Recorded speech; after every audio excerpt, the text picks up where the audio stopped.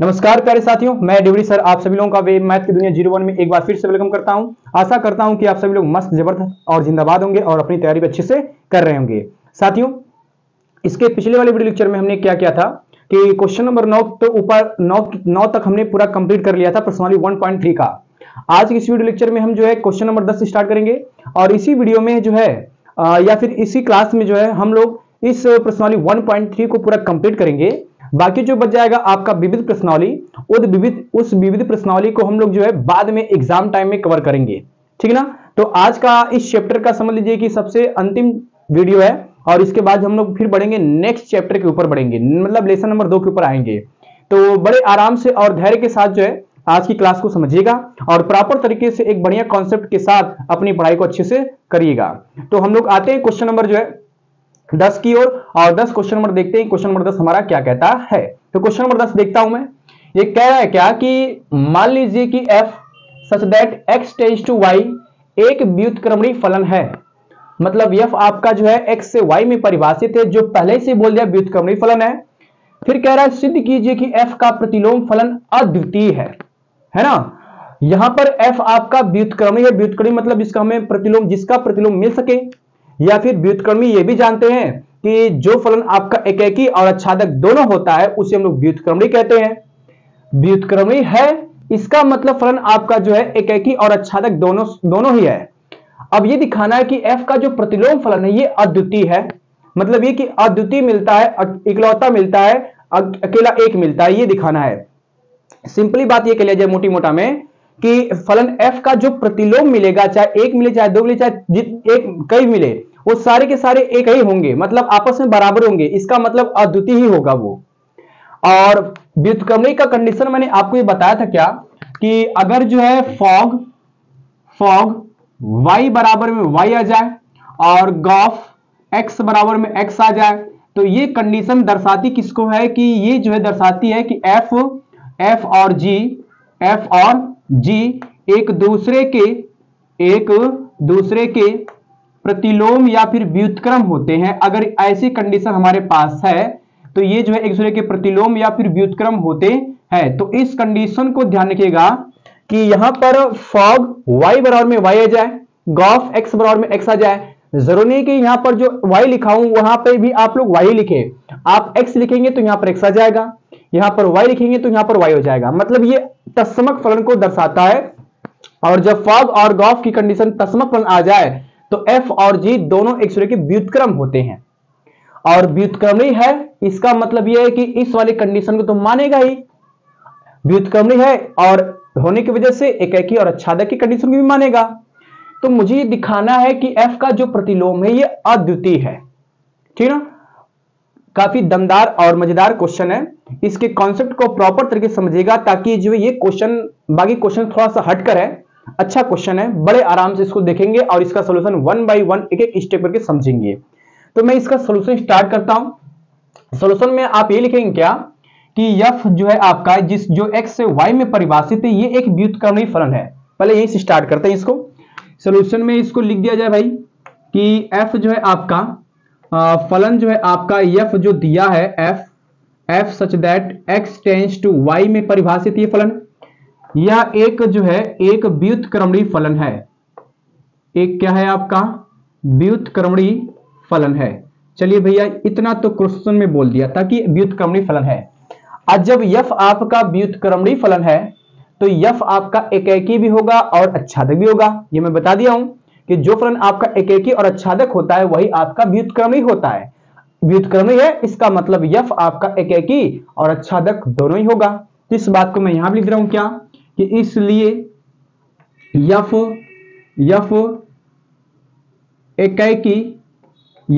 एकेकी तथा आच्छादक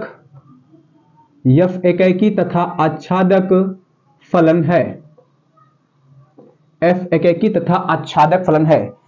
एकेकी का मतलब क्या होता है कि जिस फलन के लिए दो प्रतिबिंब बराबर होते हैं, जिस मान के लिए दो प्रतिबिंब बराबर होते हैं वो संख्याएं भी आपस में बराबर होती हैं। जैसे मैं कह दूं यहां पर कि एकेकी कंडीशन ये होती है क्या कि अगर fx1 ये बराबर हो जाए fx2 के, तो भैया आपका जो है यहां से x1 बराबर में भी आपका x2 होता है।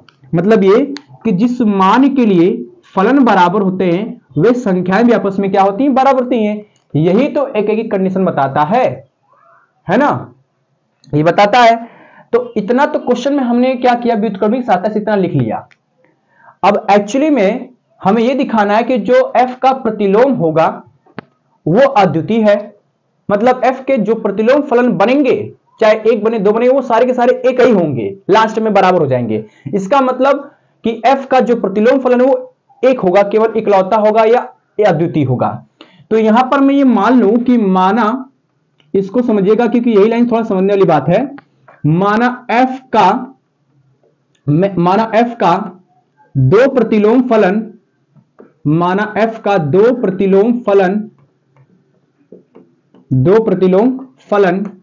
जीवन तथा दो प्रतिलोम फलन जीवन तथा G2 है। ये मैंने मान लिया कि f के दो प्रतिलोम फलन है G1 तथा G2। अब लास्ट में अगर G1 G2 के बराबर हो जाता है तो इसका मतलब G1 G2 दोनों एक ही है, और जब G1 G2 दोनों एक ही है तो अद्वितीय तो हो ही जाएगा। मुझे दिखाना एक्चुअली में क्या है कि सिद्ध ये करना है मुझे लास्ट में कि f का जो प्रतिलोम फलन होता है ये अद्वितीय होता है। सिद्ध करना है क्या, सिद्ध करना है कि f का प्रतिलोम फलन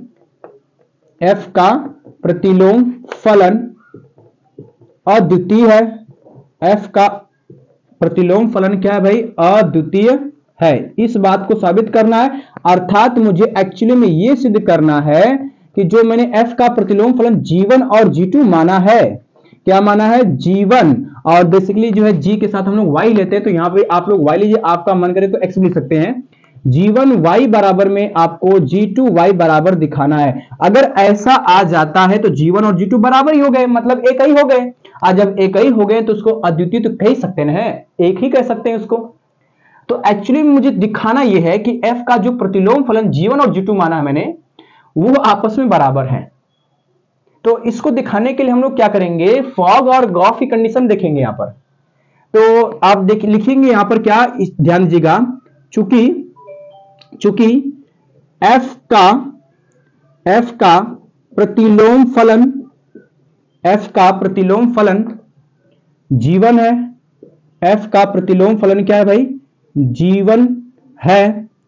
और जब G1 है भाई, चूंकि f और G1 ये दोनों प्रतिलोम फलन एक दूसरे के, जब दोनों प्रतिलोम फलन हैं तो जाहिर सी बात है इस वाली शर्त को तो मानेगा ही, चाहे आप फॉग लो चाहे गॉस लो, दोनों शर्त को मान ही सकता है। तो मैं फॉग लेकर चलता हूं, और जब फॉग लेकर चलूंगा तो आप लिखेंगे इसलिए क्या, FOG1 y बराबर में आपके पास y मिलेगा। इसको मान लेंगे समीकरण नंबर फर्स्ट। ये तो आपका पहला समीकरण मिला है, और G2 भी आपका f का प्रतिलोम है। तो इसको भी मैं यहां स्टार्ट कर रहा हूं, देखेंगे इसको, इस वाले पार्ट्स को मैं मिटा दे रहा हूं ताकि समझ में आ चुका है आप लोगों को। मिटा रहा हूं भाई, देखिए ध्यान जरा, इसको मैं ऐसे बीच में एक लाइन ड्रॉ कर रहा हूं ताकि जो है दोनों पार्ट्स अलग अलग समझ में आ जाए। मैं सोच रहा हूं कि यहीं पर आपको समीकरण नंबर 2 बना रहा हूं, चूंकि यहां पर आपके पास दूसरी कंडीशन ये दिया है कि f का प्रतिलोम फलन G2 भी है, f का प्रतिलोम फलन G2 भी है। तो जाहिर सी बात है कि एकदम सेम इसके जैसा कंडीशन यहां भी बनेगा। तो आएगा FOG2 y बराबर में ये भी हमको मिलेगा y, इसको मान लेंगे समीकरण नंबर 2। जब ये f और G1 प्रतिलोम फलन है तो फॉग की कंडीशन को मानेंगे ही, जो यहां पर रखेंगे वही निकल कर आएगा, जो यहां रखेंगे वही निकल करके आएगा। तो फॉग कंडीशन तो मानेगा क्योंकि व्युत्क्रम ही है आपका f, और इन दोनों का प्रतिलोम फलन G1 और क्या है, G2 है।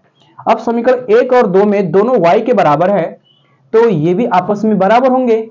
तो मतलब मैं यहां लिखूंगा समीकरण 1 और 2 से, समीकरण 1 और 2 से आपको क्या मिलेगा कि फॉग G1 y बराबर, ये मिलेगा हमको फॉग G1 y बराबर फॉग G2 y मिलेगा। अब इसको मिल सकते हैं क्या, जब o को हटाएंगे तो बड़ा कोष्टक लग जाएगा, बड़े कोष्टक में आएगा FG1 y बराबर में आएगा f, बड़े कोष्टक में आएगा G2 y मिलेगा। चूंकि आप देख रहे हैं क्या कि जो f है आपका ये एकेकी है, और जब एकेकी है तो जिस फलन के लिए ये जिस मान के लिए फलन परिभाषित है बराबर है, तो इसके संख्याएं भी तो बराबर होंगी। जैसे यहां पर जिस मान के लिए फलन का मान बराबर है वो संख्याएं भी आपस में बराबर है, क्योंकि फलन एकेकी है। तो सेम कंडीशन यहां भी बन रहा है। ये आपका f से मान लीजिए कट ही गया तो g1 y बराबर में आ जाएगा g2 y आ जाएगा। ये बन सकता है, क्यों? क्योंकि f आपका एकेकी है। तो इसको हम नॉर्मली लिख सकते हैं क्या, इट इंप्लाइज दैट क्या कि g1 y बराबर में आ जाएगा g2 y मिल जाएगा। ब्रेक में लीजिएगा, चूंकि f एकेकी है। f क्या है भाई? एकेकी है। आज जब ये मिल गया तो मैं ये कह सकता हूं क्या, ध्यान देंगे जरा, ये कह सकता हूं क्या कि f के दोनों प्रतिलोम फलन g1 तथा g2 बराबर है। लिख सकते हैं यहां पर क्या, अतः f के दोनों प्रतिलोम फलन g1 तथा g2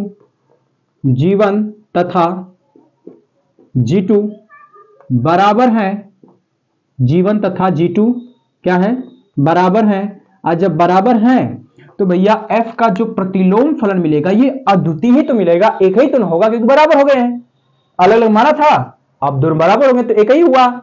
इसका मतलब यह है कि f का प्रतिलोम फलन, डायरेक्ट लिखेंगे यहां पर क्या कि अतः f का प्रतिलोम फलन अद्वितीय है। f का प्रतिलोम फलन क्या है? अद्वितीय है। तो बड़ा सिंपल भी क्वेश्चन था, थोड़ा सा मजेदार और जबरदस्त क्वेश्चन था। इस क्वेश्चन को आप लोग इंपॉर्टेंट मान के चलेगा, हो सकता है कि एग्जाम में या फिर बोर्ड एग्जाम में आपका क्वेश्चन पूछ सकता है। तो एक बार मैं फिर से एक बार रिवाइज कर रहा हूं। क्वेश्चन में ये था कि f जो है आपका व्युत्क्रमी है, तो मैंने f को व्युत्क्रमी लिया। व्युत्क्रमी होने का मतलब ये है कि f जो है आपका एकेकी भी होगा और अच्छादक भी होगा। आज जब एकेकी होगा तो fx1 बराबर हो जाएगा fx2, आज जब ये बराबर होगा तो x1 बराबर में x2 हो जाएगा। अब मैंने कह दी मान लिया कि माना f के दो प्रतिलोम फलन g1 और g2 है। g1 g2 क्यों माना? क्योंकि भैया अगर मान लीजिए हम दो फलन मानते प्रतिलोम फलन और ये दोनों आपस में बराबर हो जाएंगे, तो इसका मतलब मैं जितना भी प्रतिलोम फलन मानूं f का, वो सबके सब एक ही होंगे, अर्थात अद्वितीय होंगे। इसलिए मैंने g1 और g2 माना है अलग अलग करके। अब सिद्ध करना है मुझे कि f का प्रतिलोम फलन अद्वितीय है। अद्वितीय का मतलब ये कि g1 और g2 जो प्रतिलोम फलन है f के, ये बराबर होने चाहिए, मतलब g1 y बराबर में g2 y होना चाहिए। इसके लिए मैंने क्या किया, यहां से स्टार्ट किया कि चूंकि f का प्रतिलोम फलन g1 है, इसलिए आइडेंटिकल वाले या तत्समक कंडीशन को मानेगा, फॉर्म g1 y बराबर में y आएगा। इसको मैंने 1 माना। दूसरी बात यहां लिखी कि f y बराबर में y आ गया। अब इसको मैंने माना समीकरण नंबर 1। समीकरण 1 और 2 का दोनों y बराबर है, तो हमने तुलना कर दिया, तो आपका फॉर्म g1 y बराबर में फॉर्म g2 y मिल गया हमको बराबर यहां पर। अब इसको हटाएंगे, ब्रैकेट लगेगा, तो f आपका एकेकी है, तो ये दोनों भी आपस में बराबर जाएंगे, और मुझे यही तो दिखाना था। इसका मतलब ये कि f के दोनों प्रतिलोम फलन जो g1 और g2 है, ये दोनों बराबर हो गए। और जब बराबर हो गए तो f का प्रतिलोम फलन क्या होता है? अद्वितीय होता है। काफी अच्छा क्वेश्चन था, ये दमदार था। आप इसको एक बार बढ़िया से नोट कर लीजिएगा, ताकि जो है प्रॉपर तरीके से आपको पूरी बातें समझ में आए। मैंने एक एक स्टेप करके यहाँ पर लिखा हुआ है। ठीक है साथियों, तो उम्मीद है कि ये क्वेश्चन आपको काफी अच्छा लगा होगा और इंपॉर्टेंट भी मान चलिएगा, पेपर में आपका बोर्ड एग्जाम में आ सकता है क्वेश्चन, तो नोट कर लीजिए। और हम बढ़ते हैं क्वेश्चन नंबर आगे 11 की ओर देखते हैं। तो प्यारे साथियों, हमने जो है क्वेश्चन नंबर 10 कंप्लीट किया, बढ़िया से समझ में आया होगा आप लोगों को। अब हम बढ़ते हैं क्वेश्चन नंबर 11 की ओर। क्वेश्चन नंबर 11 देखते क्या है। क्वेश्चन नंबर 11, क्वेश्चन 11 कह रहा है कि f 1 2 3 से परिभाषित है ABC में। f1 बराबर a है, f2 बराबर b है, f3 बराबर c है। द्वारा प्रदत्त फलन पर विचार कीजिए और उसका f इनवर्स ज्ञात कीजिए। ये बोला ठीक है। फिर ये बोला लास्ट में कि f इनवर्स का होल इनवर्स बराबर f है, ये भी सिद्ध करना है। बड़ा सिंपल क्वेश्चन है। पहली बात तो आपके प्रश्न में जो दिया है उसको मैं लिख लेता हूं भाई। क्या है कि f जो है आपका ये परिभाषित किसमें 1 2 3 इसमें से परिभाषित है आपका कहां में, a b और c, ये परिभाषित है। और f1 बराबर में a दिया है, मतलब ये आपका दिया f 1 बराबर में a, ये आपके पास है। F2 बराबर दिया, F2 बराबर में b दिया, ये भी दिया, चलो ठीक है। F3 बराबर में c दिया है, तो F3 बराबर में c, ये आपके पास इतना दिया है। अब देखिए F1 बराबर में a है, मतलब 1 का कनेक्शन सीधे किस पे जा रहा है, a पे जा रहा है। तो मैं इसको लिख कैसे सकता हूं, ध्यान दीजिएगा, इसको लिख सकता हूं क्या कि F बराबर मजले ब्रैकेट में 1 का कनेक्शन a में है, 1 का कनेक्शन a में है, तो इसको लिखेंगे क्या कि 1 कामा a। अरे भाई जब 1 का कनेक्शन a में है तो अभी तो F1 बराबर a मिला है। उसी प्रकार यहां पर भी आपका 2 का कनेक्शन b में है, तो इसको लिखेंगे यहां पर क्या कि 2 कामा b, और इसका मिल जाएगा कितना 3 कामा c। ये तो हमको मिल गया f। निकालना है मुझे f इनवर्स।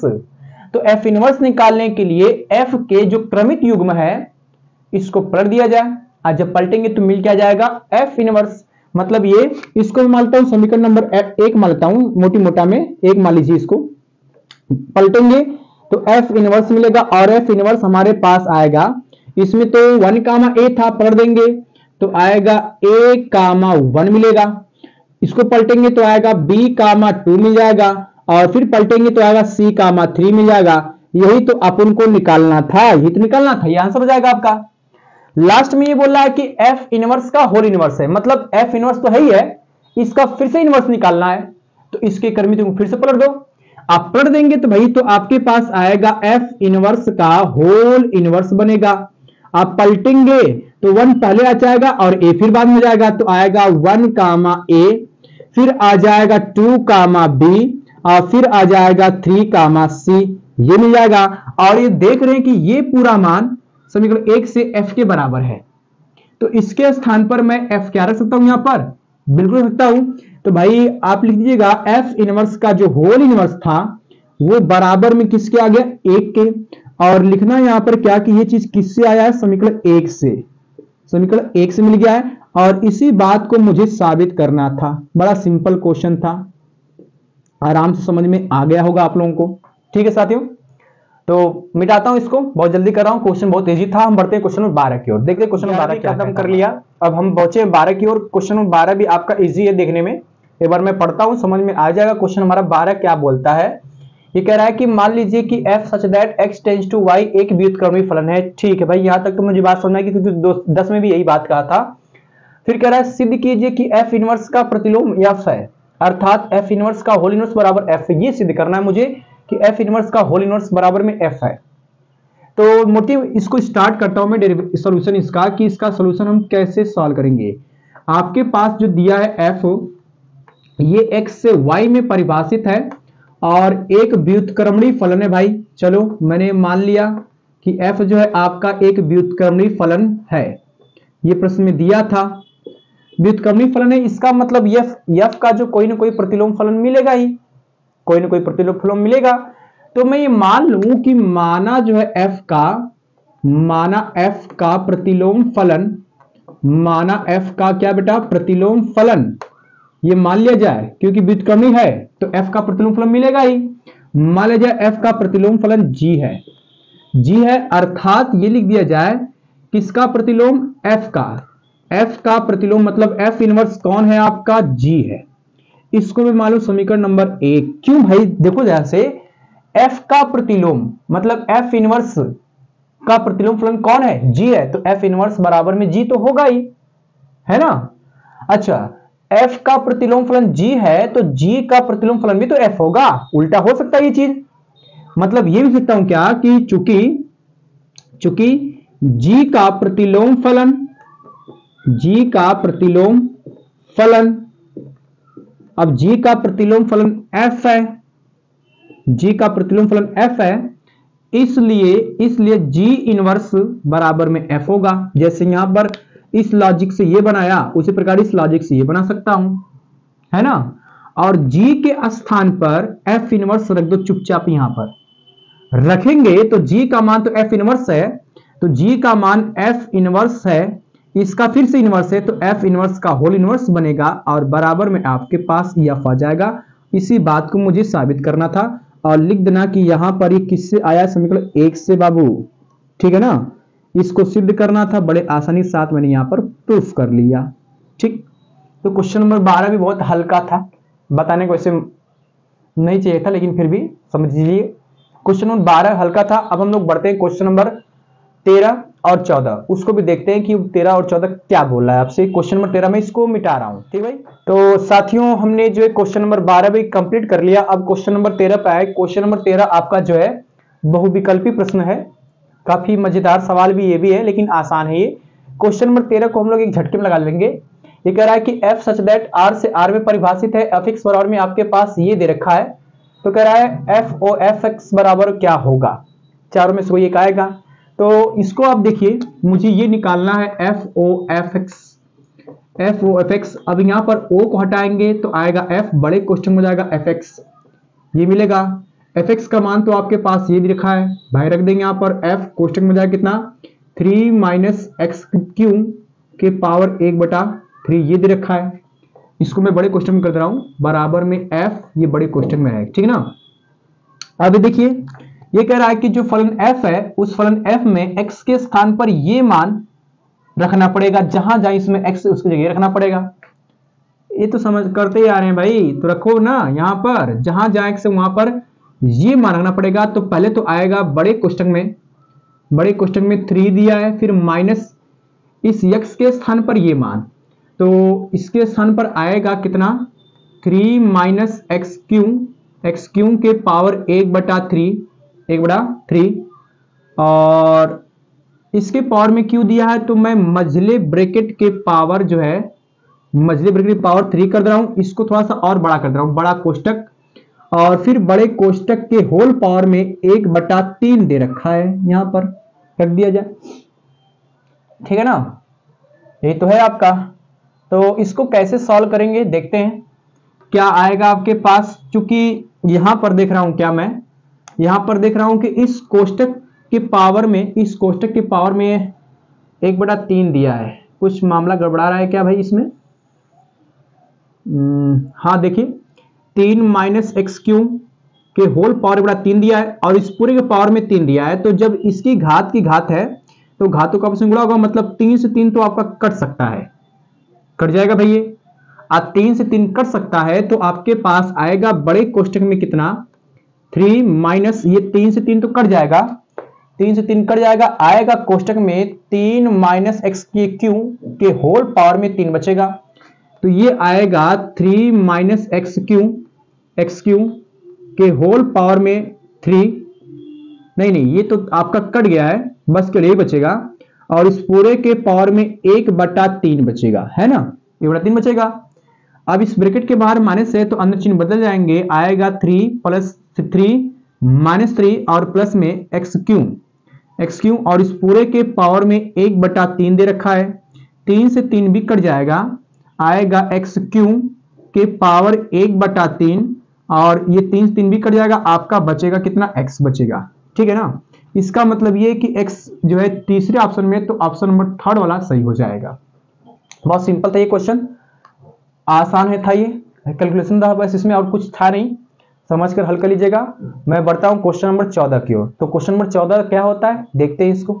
साथियों क्वेश्चन नंबर 13 खत्म करने के बाद अब हम पहुंचे क्वेश्चन नंबर 14, और ये क्वेश्चन नंबर 14 आपके प्रश्नावली का बिल्कुल अंतिम प्रश्न है। समझ लीजिए कि चैप्टर भी आपका अंतिम ही है, क्योंकि इसके बाद जो आपकी प्रश्नावली विविध प्रश्नावली है, ये आपको एग्जाम टाइम में पढ़ाऊंगा, ताकि जो है फिर से दिमाग आपका जो है इसी पर फोकस हो जाए। अभी पढ़ के भूल जाएंगे मैं जानता हूं, इसलिए जो विविध प्रश्नावली को हम लोग छोड़ के रखे हैं, एग्जाम टाइम में उसको पढ़ाया जाएगा, और एग्जाम टाइम में कैसे उसके क्वेश्चन बनेंगे, कैसे तैयार होंगे, उसको हम लोग आगे देखेंगे। तो फिलहाल इस क्वेश्चन के पढ़ने के बाद जो हमारा अगला वीडियो आएगा वो लेसन नंबर 2 पे हम बात करेंगे, जिसका नाम है प्रतिलोम त्रिकोणमितीय फलन, इनवर्स ट्रायगोनोमेट्रिक फंक्शन, उस पर बात की जाएगी। इस क्वेश्चन को हम लोग कवर करते हैं। क्वेश्चन नंबर 14 हमारा अंतिम प्रश्न है, या अंतिम क्वेश्चन है प्रश्नावली 1.3 का। तो क्वेश्चन देखते हैं भाई। ये कह रहा है कि मान लीजिए कि f(x) बराबर में इतना दिया है, एक परिभाषित एक फलन है, ये है, फिर f का प्रतिलोम अर्थात प्रतिचित्र g परिसर f द्वारा इसमें से निम्नलिखित में से कौन सा होगा। मतलब सीधी सीधी ये कह रहा है कि f का प्रतिलोम निकालना है जो g के पदों में है, इनमें चार में से कोई एक होगा। तो हम लोग तो निकालते ही आ रहे हैं भाई कि f का प्रतिलोम निकालने के लिए दिए फलन को y बराबर मान लेते हैं, और उसको हल करने पर जो x का मान आता है वही आपका gy बनता है। तो मोटी भाई जल्दी कर लिया जाए इसको। क्या मान लेंगे? मान लेंगे कि माना y बराबर में fx, ये मान लेंगे fx का मान तो दिया है, तो आएगा y बराबर में 4x बटे में हो जाएगा आपके पास 3x प्लस में 4 मिलेगा। डायरेक्ट मल्टीप्लाई करेंगे तो आएगा 3xy और प्लस में आएगा 4y बराबर में आएगा 4x। अब x वाले को एक साथ लेंगे तो ये आपका प्लस में आएगा माइनस जाएगा, मतलब पहले लिखेंगे 4x फिर माइनस आएगा 3xy बराबर में आएगा 4y, बराबर में आएगा 4y। इसमें से x कॉमन करेंगे तो x कॉमन करने के बाद बचेगा आपके पास 4 माइनस 3y और फिर बराबर में आएगा 4y। x का मान निकलेंगे जाएगा बटे में तो आएगा x बराबर में आएगा 4y बटे में हो जाएगा आपके पास 4 माइनस 3y।